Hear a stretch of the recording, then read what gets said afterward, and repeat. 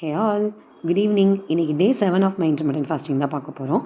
இன்றைக்கி என்னோடய ஒர்க் அவுட்டுக்கு முன்னாடி இன்றைக்கி நான் சியா சீட்ஸ் வாட்டர் தான் எடுத்துக்கிட்டேன். சியா சீட்ஸ் வாட்டரோட லெமன் அண்ட் ஹனி எடுத்துக்கிட்டு தான் நான் ஒர்க் அவுட் ஸ்டார்ட் பண்ணுவேன். ஸோ இது நல்ல ரிசல்ட் உங்களுக்கு கொடுக்கும் wait ரிடக்ஷனில்.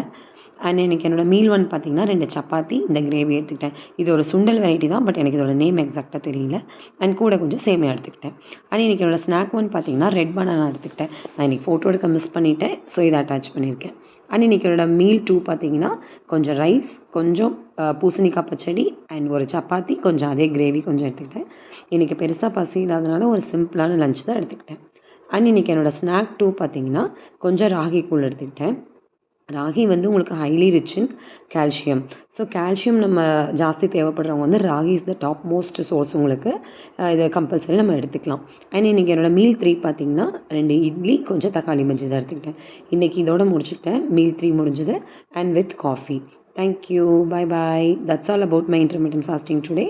Please do follow my channel. By.